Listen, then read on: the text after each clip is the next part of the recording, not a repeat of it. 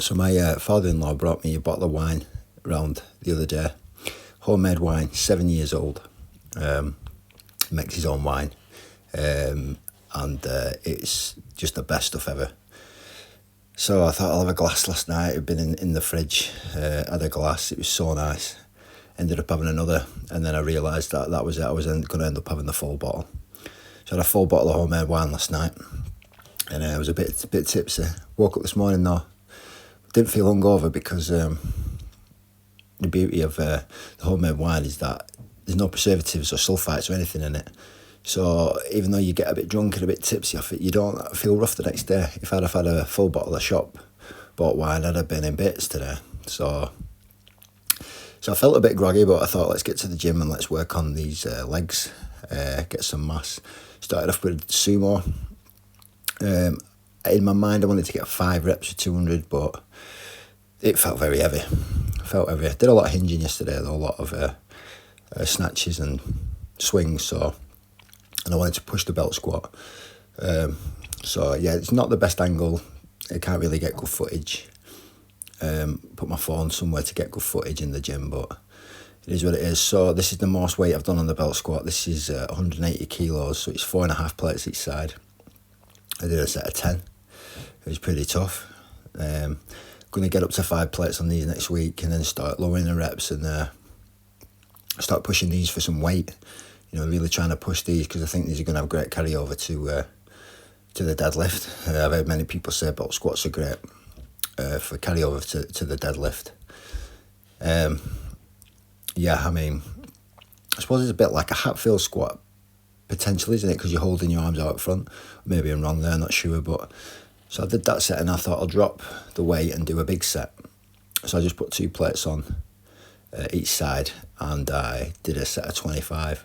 But something interesting happened in this set, and I got to like 20 reps. I was going to stop. I thought I'll just get 5 more.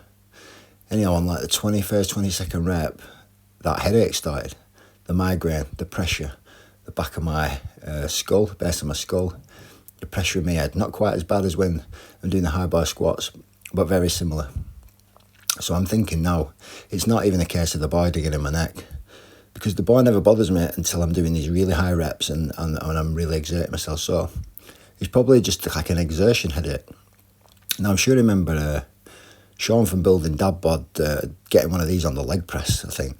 I'm pretty sure he had the same thing, like a searing headache at the base of the skull, and he was doing super high reps, I think, on the leg press. So it seems to be the squat pattern, or just generally hard work on the legs, high reps. But yeah, so it was interesting that. So after that, I did a few leg extensions. Did some myo reps with these, set of 10, and every 30 seconds like a set of 6, get a good pump. And then I've moved on to my endurance work. So this the gym where I train is a Hyrox affiliated gym, and there's a room dedicated just for the Hyrox work.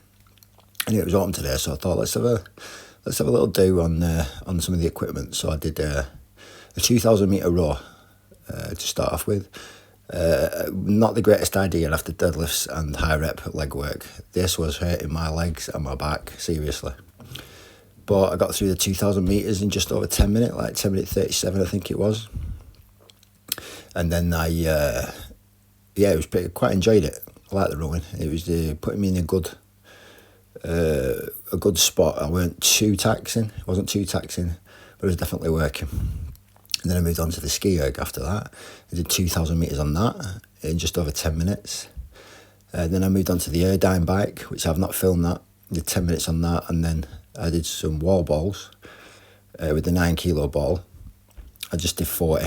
And after I'd done 40, I started chatting to my friend, and then cooled down, and I just left it because he had a 2-mile walk home, which takes like 20 minutes uphill. So I thought I'll count that towards my endurance.